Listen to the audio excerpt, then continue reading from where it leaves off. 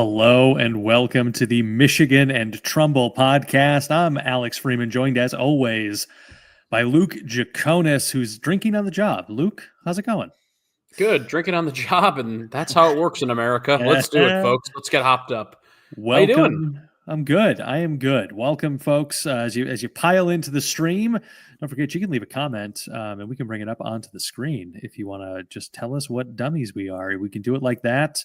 Pop it in the comments. We're happy to hear your thoughts about ourselves. Luke, I'm good. Luke. 19-12. That's how the Tigers are going to end the month of April. What a first month of the season. Absolutely. I'm glad that they won today. Otherwise, we would have seen the first rendition of a Luke rant maybe going into this season, but they salvaged that game in Houston. We'll talk about that in a little bit.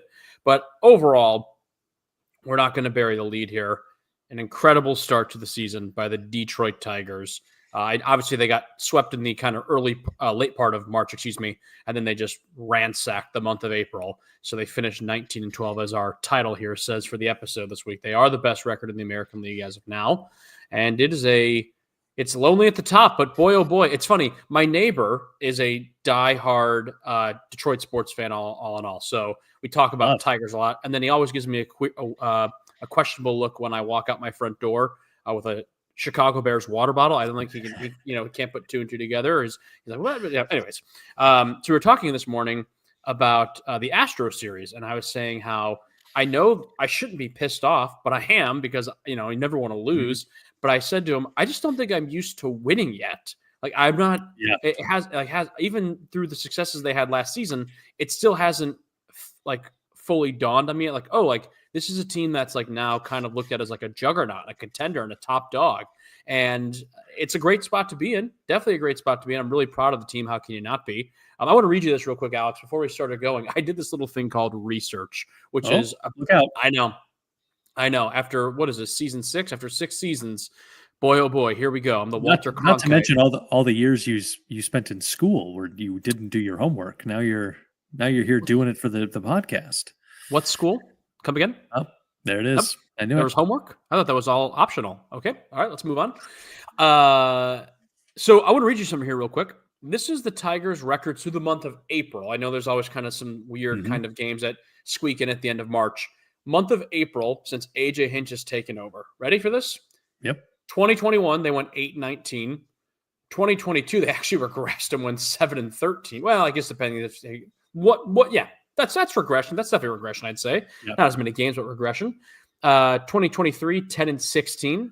Last year, 2024, they were 14-13. Worth noting, I think they went 3-0 in the month of March, which bumped them up to 17-13. Excuse me. There's that math coming in, folks. There it 17-13. Is. And then 2025, this year, they went 18-9 in the month of April. Overall, at the end of April, including some games in March, 19-12. Again, as our episode headline here describes. So really interesting to see that they started in 2021, the month of April, 8-19, 2025, 18-9. I mean, we'll take it. What a reversal, man. Credit to AJ Hinch, credit to Scott Harris. I guess we give credit to Chris Ilitch, but I don't really choose to. Last night I was talking to my dad and I was giving credit to Al Avila. I was like, you know what? We said a lot of mean things about Al Avila and they were all deserved. But some of this is his work, and we got to give some credit where credit is due. And good job, Al. You picked 1-1 successfully. I think it's funny you bring that up because that's an argument people have been starting to make on Twitter because a lot of these people, the guys on the team right now, this Tigers core are Avila picks. Now, I still can't throw Al a parade because, I mean, the man got essentially a bag of half-open big league chew and a rusty razor for Justin Verlander. So I can't give him his flowers there. JD Martinez essentially walked. I mean, just some pretty bad trades that Al bungled time and time again. However, though, I will say this. As I was watching Reese Olson pitch last night before he ran into some trouble there in the 6th inning, I was watching it, and I did say to myself, holy cow, Al Avila got this guy for a half season's worth of Daniel Norris. That was a good trade. That was a good trade. I got to give Al his kudos there. He didn't have many of them, but that was a pretty darn good trade. The rest of the stuff, though, Al, I don't really care. I think No, 100%. I mean, and I think that, Al was most successful in the draft, and it's pretty easy to draft when you are early in the order. So, yes, sir. And not, people can really miss. I think for a very long time, we would have described Spencer Torkelson as a big old whiff at 1-1. Yep. Jury's still probably a little out on that. But as of right now, starting to look like maybe finally the 1-1 that we wanted him to be, or at least a first round pick. Where do you gauge at what point? I mean, because Torkelson's had such a weird time here in Detroit, very unmemorable in 2022, solid season in 23, huge step back in 24, and now through 30-ish games in the year 2025, looks like it's the best he's played. So I guess the way I'm gauging this is, at what point in time do I give him the nickname Torque back? Because if you remember last season, I was very adamant, given his performance, that he was not Torque. He was Spencer, he was Torkelson, or he was Spencer Torkelson. You don't get to hit a $190 with 4 home runs and have the cool nickname of Torque. But this season, throughout 30-some games, he is strong-arming me into giving him that nickname back. So when do we give him the nickname back? And when can we finally put a stamp on this and say, Torkelson, not a bust. Torkelson, he was a bust. Obviously, the he's a bust campaign has definitely dwindled significantly considering his start to the season. But at what point in time can we finally close the chapter on Spencer Torkelson, bust, not bust? I think we gotta go to the All-Star break with that one. Like, I think that I gotta see a solid half of the season without a big step back. Because I'll give him a week-long slump or whatever. That's kind of par for the course. But yeah, I'm gonna need to get us to the All-Star break before I say.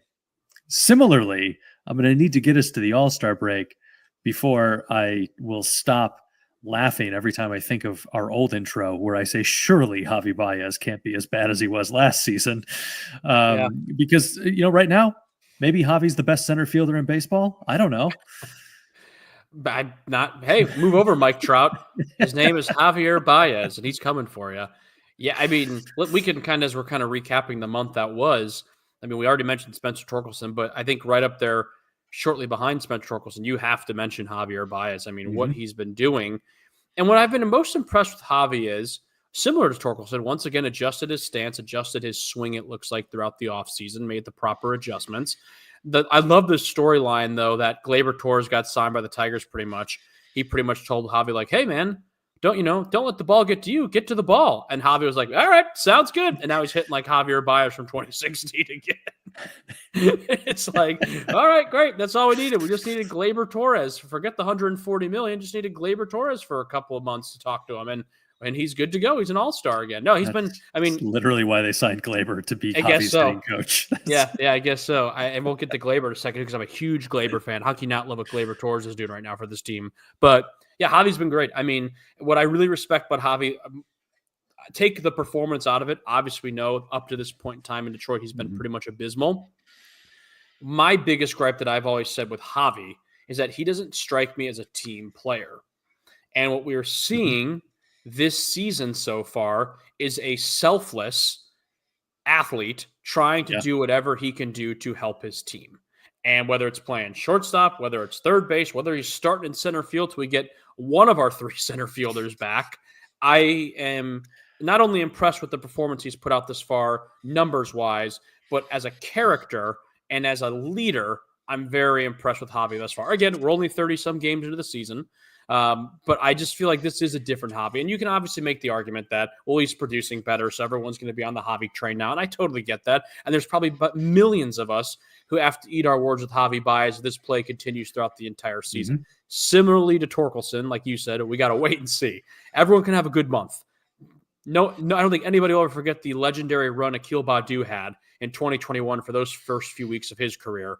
And with all due respect to Akil, that was pretty much the highlight of his time as a Tiger. So a lot of tape left to be seen for what this team does and certain players do. But Torkelson and Javi Baez, definitely at the top of this list in terms of early MVPs for this team. I'm going to throw another name out here, though, too, real quick on offense. And credit to the Kerry Carpenters. He's mashing the ball. Riley Green really he loves to hit in Houston. That man loves to play. If the Tigers don't lock Riley Green down at some point in time, he should go play for the Astros, because he just destroys in that ballpark. The person I want to give some love to, though, is Zach McKinstry. Oh, that's incredible. That's another guy, just like Javi, just like Spencer Torkelson, who's been under a lot of scrutiny from fans, and this idiot in particular. So again, who knows how long it lasts? Who knows how long this Cinderella story goes on for? But thus far, McKinstry, and again, very similarly to Javi, playing very selfless baseball. He's all over the field, third base, shortstop, infield, outfield. He's doing it all to help his team win, and he's producing. And it's funny, I just saw our friends of the pod, resident Ace fan Tom and resident Cubs fan Sean this past weekend when I was back in Chicago. And we were at the Cubs game on Friday when we got just destroyed by some wind. And Sean was telling me, he was like, remember on the podcast when you said Zach McKinstry wouldn't be on the team like past 2 weeks when the Tigers and the Cubs traded in 2023? And I was like, boy, do I. And now he's the lead. And now I think he's leading the team in batting average. So yeah, life. I mean, I think it's really funny. I got a text from a buddy who's a Royals fan. Shout out Austin if you're listening to this episode. And he was like, "How often does McKinstry play in outfield?" And I was like, "Funny you should ask that. Probably not as often as, or probably more often than any of us would like him to be in the outfield. But it is what it is. The Tigers outfield at the moment. We got Javi Baez starting in center field, so."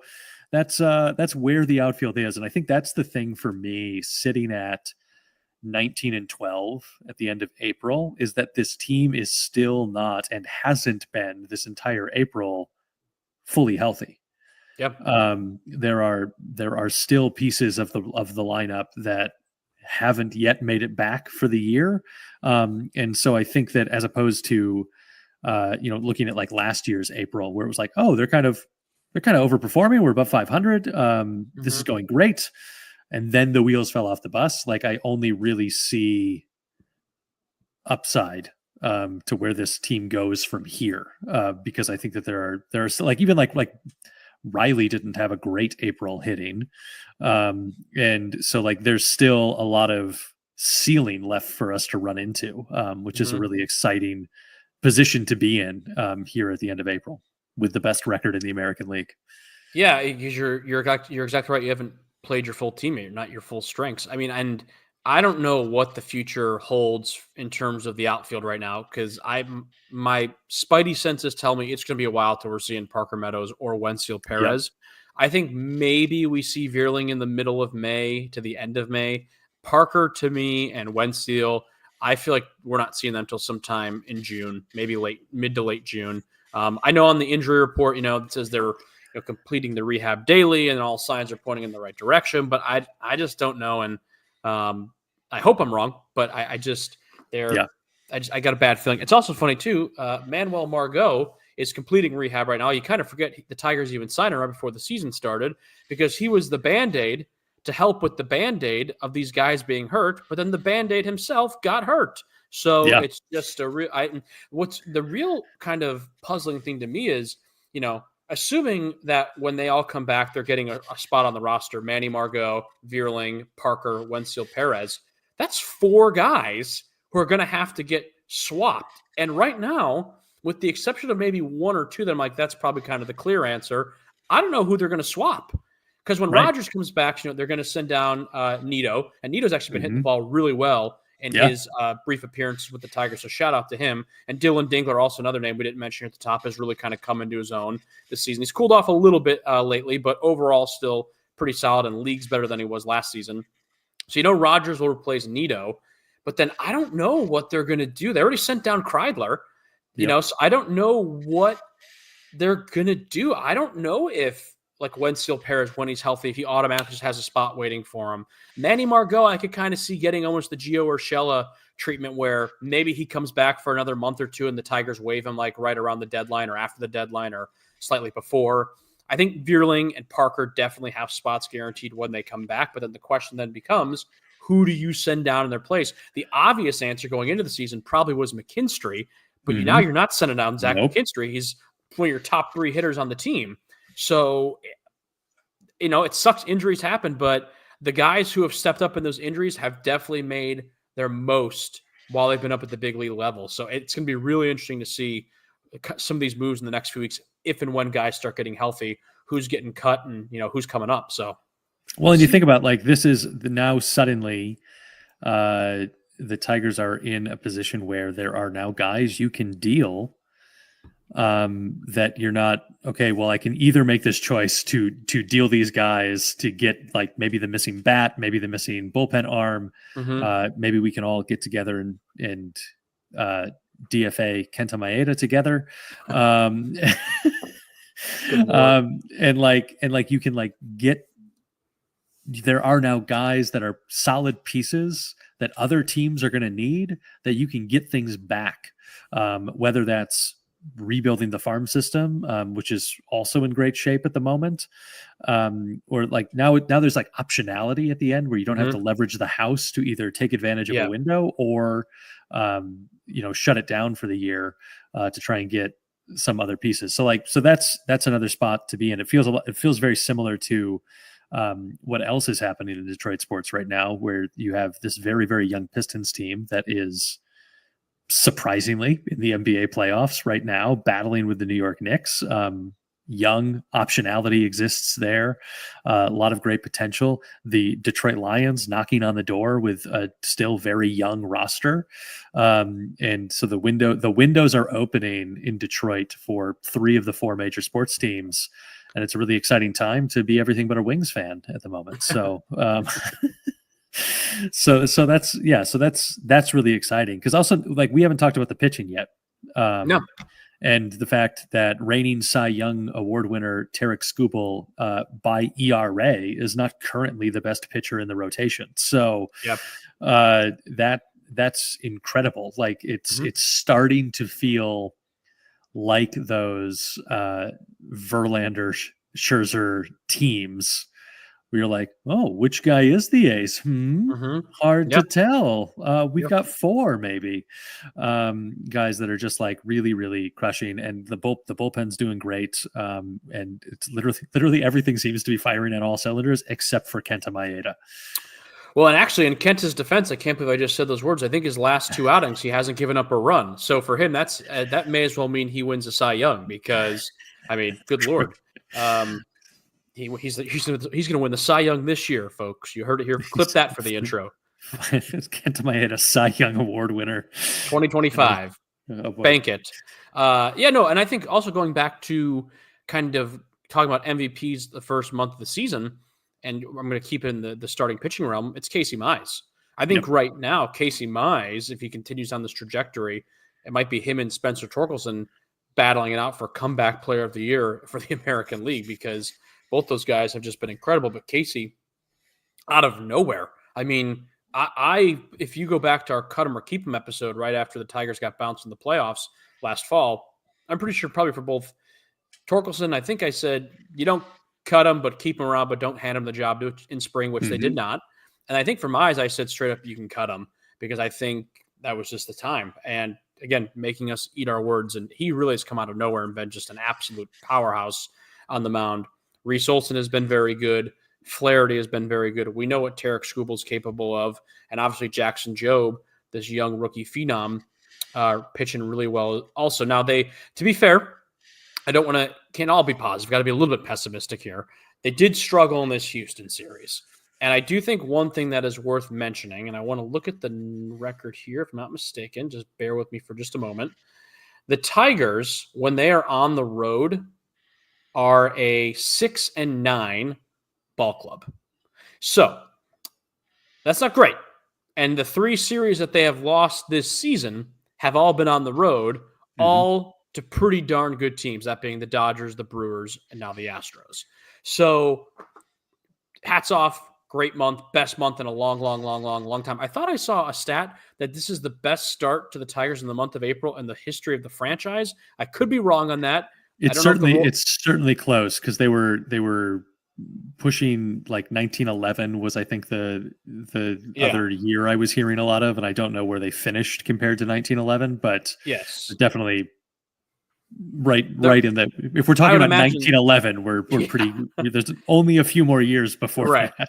I have to imagine we're probably this start is probably a top 3 best start in the history of the franchise, which is phenomenal. But good teams win at home. They sometimes win on the road. Great teams do it both consistently. And if this team wants to be great, they're going to have to find a way to go into opposing ballparks and get the job done. Now, again, sticking up for the Tigers, minus a couple of those games in that Milwaukee series, that Dodgers series, they were in most of those games. This Astro series, not only were they in most of these games, they were leading in all 3 at a point in time. And just due to some not great pitching performances by starters and also bullpen, some very costly errors by Trey Sweeney in game 1, they dropped 2 of 3. But again, there's yet to be a game this year where it's the third inning. I'm like, yep, this game's over. I can turn it off and go to bed. Like, we haven't had that yet. And the fact that we just got through 30 plus games of Tigers baseball and we didn't really have that one time is pretty remarkable. So hats off to the team. And I'll admit right here, I don't have numbers in front of me, but my memory of last year is that they finished April above 500, but maybe with a negative run differential. And this year we are well above 500 and have one of the best run differentials in baseball.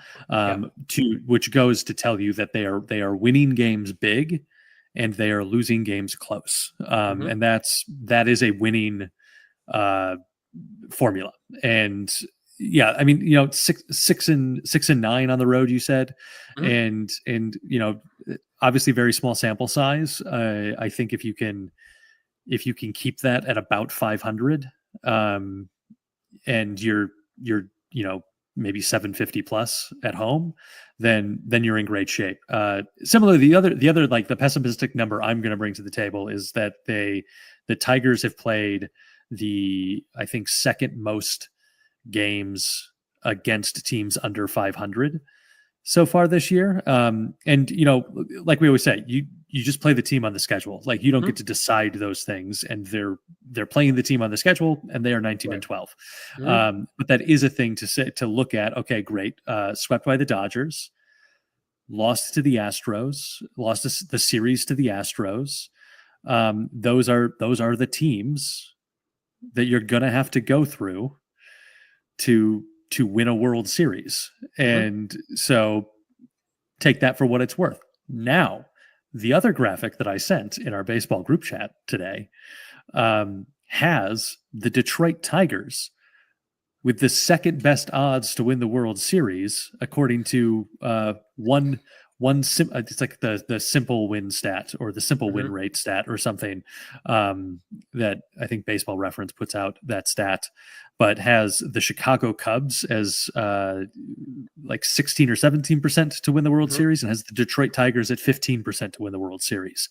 So coming out of April, your World Series favorites, the Detroit Tigers. And that's an exciting position to be in. It is. And I want to go back to something you said too about the schedule here for a second. And I haven't heard anyone yet go with the excuse of, well, they haven't played anyone, because when that argument gets made, I'm just going to blow a gasket, because I'm with you. You have to win the games that they put on the schedule. But to play devil's advocate to that, even if you could go back 4 weeks from now, and I know I did, and when the Tigers got swept in LA, I remember tweeting out, has anyone actually looked at the month of April for the Tigers? On paper, it's incredibly difficult. They played the Mariners, they played the Yankees, they played the Twins, they played the Brewers, they played the Royals, the Padres, the Orioles, and they ended in Houston. Going into the season, forget where those teams are and how they've performed thus far. You look at all those teams I just mentioned, you go, holy crap, that's a tough way to start your season. Beat the Mariners, swept the White Sox, took 2 or 3 from the Yankees, took 2 or 3 from the Twins, lost to the Brewers, took 3 or 4 from Kansas City, 2 of 3 from San Diego, swept Baltimore, and they lost the last road series to the Astros. So, I mean, Yankees are a good team right now. Padres are a good team right now. The Brewers are finding their way back to 500. I don't know what's going on in Baltimore, but it sure as hell isn't pretty. So that's a headline to watch throughout the season. Twins are starting to scrap back to 500. Mariners are on top of the AL West right now. So I understand the graphic and everything, but I'm not selling the boys short. They've had a good month of April. And if you would have looked at this schedule 4 weeks ago and said, hey, the Tigers are going to finish this at the end of the schedule, 19-12, you would have gone, bullshit they are. And here they are. So hats off to them. It's impressive. Yeah, exactly. And like, I mean, just like naming some of the other teams that have played a little bit more teams under 500, you have the New York Mets, who currently have the best record in baseball. Mets are good. The Guardians and the Twins, who don't look great. The Red Sox and the Reds, and then the Tigers and the Nationals have played there. So like part of the thing there too, right? Like one of the reasons the Mets have played so many teams that, like, if we, freeze it on this day, have records under 500, it's because they lost to the Mets. And very similarly, if we freeze it, a day or two ago, a lot of those teams are under 500 that the Tigers have played because they lost to the Tigers. So there's all kinds of different ways that we can split that statistic and look at it. But regardless, the Tigers pass the eye test on the field right now. Agreed. Like that, they look like a certainly division winning baseball team. And they very much look like a playoff team. They look like a team that should be in the ALCS. And from there, World Series, let's go. We'll see. We're certainly not World Series or bust here, folks. But we do look like a team that maybe next year is going to be World Series or bust. So it's a good spot to be. You mentioned it at the top of the show in terms of how the Tigers are just in a good spot right now. And I'm giving credit to Scott Harris. I've eaten a lot of Scott Harris humble pie over the last year or so, and I'll continue to do it and gladly will. The farm system too. When you got the best farm system in all of baseball and you got the best record in the American League right now, life is pretty good. Doesn't get much worse than that. We haven't even seen Bryce Rainier yet. We haven't even seen Max Clark. We haven't seen Hao-Yu Lee. So I've seen Max Clark. You have, yes. The rest of us have not been so lucky. But yeah, it's a good spot to be in, no doubt about it. Tharon Liranzo, haven't seen him yet either. So yeah. I think it's a lot of big names coming, which is going to be exciting. And it's weird to think, like, probably 2 years from now, some of these guys are on this team, right? I mean, like, is Glaber here? Like, and I'm putting the cart way before the horses. Trey Sweeney here. It's Matt Vierling here. But, it's just kind of fun to be like, oh, like, these are the next guys coming up. So it's a good spot to be in. It's definitely a good spot to be in. I wanted to go ahead, if I may, and start looking at next month, because April's done. We've celebrated. Now it's time to look forward and hope to God we don't have a repeat of last year's month of May. It's over. Back to 0-0 in my mind. There we go. Absolutely. So I want to start off by saying I'm a little bit worried. The first 4 games in the month of May are in Anaheim against the Angels. And you might look at the the Ducks, the mighty Ducks, quack, quack. You might look at that and say, why are you so concerned? But anyone who's a diehard Tiger fan knows that whenever the Tigers go to Anaheim, they usually get their teeth kicked in. And if they're playing a 4-game series, they'll usually lose 3 or 4. So I'm not saying it's going to happen. I'm just saying there's 2 teams that, regardless of record, the Tigers in the American League always struggle with. It's the Angels and the Athletics. I've been saying it for many years, and I will continue to do so. So I'm really looking for the Tigers not only to dominate in a ballpark that they don't statistically do, but also kind of shake off losing that series to the Astros, because there was some sloppy play, some not great pitching that definitely prevented them from winning that series. And that's one thing the Tigers have done such a great job of thus far, is they are winning series. And I know it's so easy to say, well, if you win series, you get more wins, but it's the truth. I mean, and not only what the Tigers are doing so impressively with winning series, they're winning game 1. They're not getting down, or they're from the jump, they're attacking. And they did that in both games, in games 1 and 2 that they inevitably lost to the Astros. Game 3, actually, they trailed early on because of the Jeremy Pena leadoff homer that Jackson Jobe gave up. And then right after that, Colt Keith had the massive 2-run homer. Javi hit the grand slam, and the train left the station from there. So I'm looking for the Tigers to get back on track and to beat up on the Angels, who are not a good baseball team and are finally starting to show their colors that they're not great. Mike Trout is staying healthy, knock on wood, which is incredible for the game of baseball. A healthy Mike Trout only does the game wonders. Hope he has a horrible series this week when the Tigers come to town.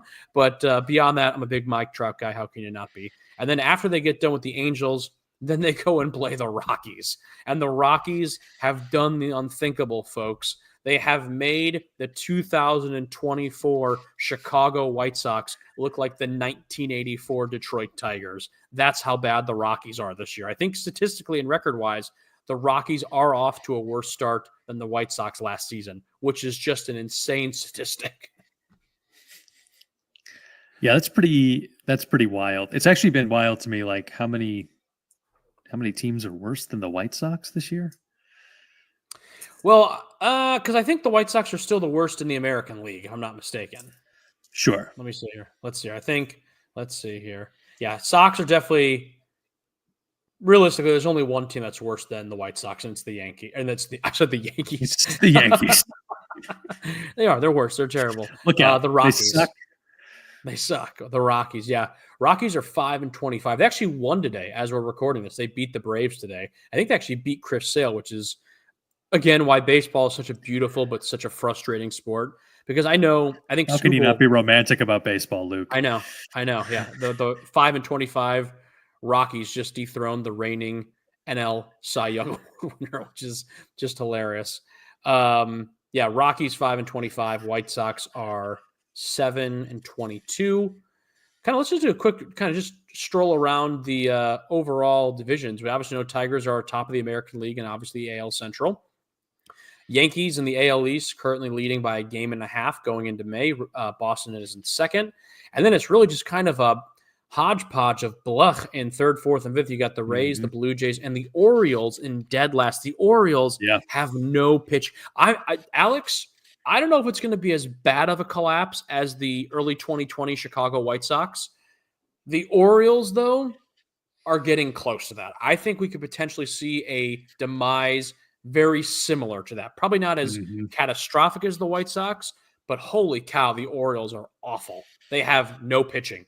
Absolutely zero pitching. Shame on management. A buddy of mine down here is a diehard O's fan, and he is just fuming, being like, this is what you get when you spend no money in the offseason and your big accusation is bringing in Charlie Morton at this age. Like that's what you get. You get an 11-18 team. So that's what we got there. AL West, Mariners are leading in the West, 18-12 record. Houston is getting hot in second place.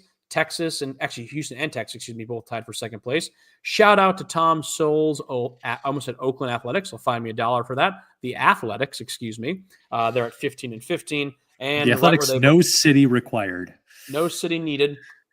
And right where they belong in the basement, the Los Angeles Angels of Anaheim at 12-17, looking to sweep the Tigers at home starting tomorrow. Moving over to the National League, the best team in baseball is the New York Mets, 21-9. Wow.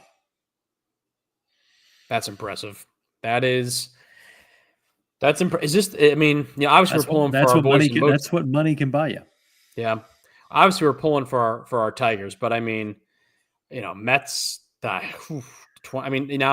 we've seen them Mets it up before, but this would be a tough one to Mets up. It really would. It doesn't happen. I feel like this is the kind of Mets team that is gonna win like 110 games and lose in the divisional round. Yep. Yeah. Yeah. That's my early season bold prediction. The Mets will win 110 games and they will not make the CS. It's pretty bold. Let's see also if there's, as Frank the Tank would say, a June swoon. But right now, the Mets are firing on all cylinders. I think they can have a June swoon and still win 110 games. They could lose every game in June and July. The pace they're going. Yeah, they're. That's an incredible start. 21-9. I thought the Mets would be good this year, but incredible. Phillies are turning it on finally. They're 16-13. Braves are heating up, although they lost to the Rockies today. They're 14-16. They had an abysmal start to the season. And then in the bottom, you got the Nationals and the Marlins. My favorite team in the National League, just continuing to be poo-poo as per usual. Let's move over to the NL Central. Sean Young's Chicago Cubs at 18-12, leading their division by 2 games. Cincinnati in second, Milwaukee in third. St. Louis Cardinals at 13-17, probably going to make it 14-17 after tonight's game. Not great, but not as bad as I think a lot of people thought them to be. I'm trying to make this a positive spin for my father in case he's listening to the show. And then in dead last is Paul Skeens' Pittsburgh Pirates. Man, Paul Skeens is going to waste his career. I was going to say, here's the thing. Do you think they deal him? Like, is Paul Skeens going to legitimately be on the market? Probably not this year. Dude, I don't know. The Pirates are awful. The Pirates are so bad. Nothing around him. They've got nothing. I mean, they got O'Neal Cruz and Ketel Marte, but not Ketel Marte. Key Brian Hayes. Excuse me. Sorry, I'm getting them all mixed up here. Apologies. But I mean, yeah, they're not good. They are just a Manila NL Central team that just is always going to be at bottom of the barrel. And they've got an aging McCutchen, which that's pretty much just at this point for nostalgia. That's not great. 113, by the way. That's what the pace is right now. I think breaking news, the Rockies just lost 113, and it's only the beginning of May. So that's impressive. Shout out to the Colorado Rockies. And speaking of the Colorado Rockies, the division they're in, no real surprises here, other than the fact this is by far the best division in baseball. The NL West, the Dodgers are at top at 21-10, a game and a half out of first place for the Padres. Third place is the San Francisco Giants at 19-12. I don't think any of us saw the Giants getting off to that kind of start. And the Arizona Diamondbacks are 15-14 in fourth place. And the Colorado Rockies, 5-25, worst team in baseball. Do you know what that pace is? For the Rockies? That would be a 27 and 135 season. Okay, let's do a bold prediction here. You made your bold prediction about the Mets. Do the Rockies finish with a worse record than the 2024 White Sox? White Sox last year won, I believe it was 41 games. Let me just double check here. 41 and 121 is what the White Sox went last year. Man, I guess I have to say yes, right? Like that, like they're on pace to go 27 and 135, and like 30 games is not a small sample size. Yeah. And at least with like the White Sox, although we had a bad year, and you got to keep in mind the White Sox started selling off a lot of pieces too last year. But they had Garrett Crochet. They had a Luis Robert, who admittedly had a bad season, but they had Luis Robert. Chris Bryant hasn't been Chris Bryant since he left the Cubs, and he's hurt. He's always hurt. He's hurt again this season. I think I'm going to take the bait and say I do. I think they finished with a worse record than the White Sox from last year. What is who even literally is on the Colorado Rockies right now? Oh, you've got that guy and then that other guy and then that one guy who plays and that one guy who pitches every other 4 days and that guy who hits. Give me your 40 man. Give me your 40 man, Colorado Rockies. Who's on this thing? Did that help? Did any of my suggestions help? I mean, it got me closer than I was previously even. I know Harold Castro, Hitting Harold's no longer on the team. Ureña's not on the team. I'm just naming former Tigers who I know after their time with Detroit went to the Rockies. Yeah, it's pretty brutal. Oh, what's the guy's name? Ryan McMahon? Ryan McMahon? Yeah. Yeah. I knew him. I got one out of 20 out of 26. Yeah, I mean, wait, is McMahon on this roster? Hang on. Yeah, there he is. Okay. I skimmed right over him and I got confused. Yeah, I mean, I literally don't even know who you like. Like, it felt like at a certain point last year, the White Sox were the team where I would watch them play games, and they would come, guys would come up to bat, and I'd be like, oh, that's where that guy ended up. Mm-hmm. Just looking through the Rockies roster right now, and I don't even have guys like that in it, where I'm going like, oh, that's where that guy is. If you had to be a White Sox fan, a Rockies fan, or a Pirates fan, which team would you choose? I think, yeah, which team would you choose? I'm thinking my answer. Who would you pick? I mean, I think it has to be a White Sox fan. like obviously it's been just trash and it's been awful, but there, yeah, there's there's maybe a desire to actually win at the Whites. Like they do a lot of stuff badly, but they seem to be trying to do stuff.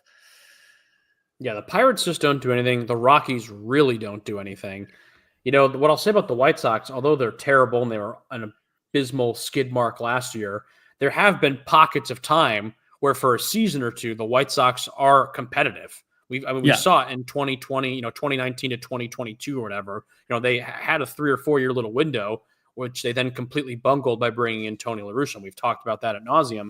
But, I guess I'd probably go the White Sox because I do think out of the three, I agree with you. They do make the best effort to try and win, even though it doesn't always feel like it. I think, though, why I may not go with the White Sox is because they have the worst stadium. And if my team is going to be bad, if I'm like a season ticket holder, I at least want to watch dog shit in a beautiful stadium. And you're not really going wrong either way with either Colorado or Pittsburgh. Two of, the top 10 stadiums in all of baseball house two of the top 10, probably two of the top 3 or 5 worst teams in all of baseball, which is just ironic. Yeah. I would probably say, though, thinking with my head, not my heart, I guess I would probably go the White Sox just out of pure fact that there have been pockets of time where they have been good and competitive, but then it feels like once they get out of those pockets, it's just like, what are we doing right now? Yeah. Whereas like the Rockies, outside of that Matt Holliday season in 2007 when they went to the World Series against the Red Sox, I can't really ever think of a time outside of maybe a season or two with Carlos Gonzalez that the Rockies were legitimately good. I mean, and I've been a baseball fan for at least 30, so I'd say, let's say 25 years of my life that I can recall watching a lot of baseball. And out of those 25 years, if you can only recall really one season where they were good, that's pretty terrible. That's pretty bad. So, yeah, not great. I feel bad for the fans of Colorado because that's a beautiful stadium. Now, Luke, speaking of beautiful stadiums, obviously let's talk about the Trop real quick. And the current situation of the Rays. And we got news this week that there's an ownership group that's raised $1.5 billion to try and entice a Major League Baseball team to Orlando. Do we think they will be the Orlando Rays in the near future? I don't. Ooh, that's a good question. I don't think they'd be the Orlando Rays, but I do think we could get another Orlando team, and I'd be all for that. I think I was just talking about this with the fellas last week when we were all together. The Rays, I believe, because they're going to redo the stadium, they're going to redo the roof, so they can be back at the Trop next season, and their goal is to have it ready by the time the 2026 season begins. And then I think they're under contract that they have to play there until I want to say it's 2028. And then after that, they're done. So, I'm not sure. I'd be really surprised. I don't know, man. The Rays, they're a weird team. Do you think this ownership group tries to get together and just straight up buys the Rays? Is that what we're thinking maybe happens? They make an offer? I think perhaps because I do think that I don't think Major League Baseball doesn't want to lose Tampa Bay as a media market. And so I think that potentially either forcing a sale or forcing a partial sale to this group in Orlando and moving and perhaps building a stadium that is on the east side of Orlando, where you can kind of, honestly, for a lot of the Tampa Bay market, that might be just as easy as getting to St. Petersburg. What's the thing? I laugh. It always makes me laugh when it's like, yeah, they're the Tampa Bay Rays, but they play in St. Petersburg, folks. It's like that happens all the time with sports. It's not just a Tampa thing, but yeah, I always chuckle at that. Yeah, so I do think that there's certainly a world where like that's kind of like the compromise. I also know that there may be some MLB expansion on the horizon if we can ever get all of our teams out of minor league stadiums. And so I think that there's that possibility. And, obviously there's a beautiful stadium at the Disney Wide World of Sports complex that is just collecting dust. That didn't want a Major League Baseball team because they could have had the Rays this year. They didn't want them. So how does Disney respond to Epic Universe? They say they get the chance to have a House of Major League Baseball team. They say, no, thank you. We're good. Pass. We'll pass. But hey, you can Little say you can come into the Little league parks fees, 30 please. minutes. Yeah, little fees, please. Yeah. All right, Luke. I got to give one final shout out to Albion College lacrosse, who is playing in the MIAA championship on Friday. I'm a proud alumni, first alumni of the lacrosse team, and so go Brits on Friday, and then carry on to the NCAA tournament, and let's bring a championship home for our boys. If we're giving shout outs, I wish the best to the lacrosse team. All the Thank best you. fellas. Hit them hard, win some games. I'd like to give a shout out to the Florida Everblades as they are in the ECHL second round of the playoffs, going up against the Orlando Solar Bears, I believe starting Friday evening. They're going for the four-peat. The four-peat. I did not stutter there, folks. 4 back-to-back-to-back-to-back championships in a row. Go Blades. Good stuff. I'm sorry, both of those names are incredible. Yes, the Everblades and the Solar Bears. That's so good. The ECHL is very punny, and I am all for it. Big fan of the pun. That's so good. That's so minor league baseball coded as well. Mm-hmm. Yep. Incredible stuff. All right, Luke, let's head to May. Let's head to As May. Justin Timberlake says, it's going to be May. Absolutely. And let's win some baseball games for the Detroit Tigers. And folks, we'll be back live sometime in the month of May. Hopefully we're back on a regular schedule here. Life got a little wild there for a hot second. But away we go, and we'll be back soon. Thanks, everybody.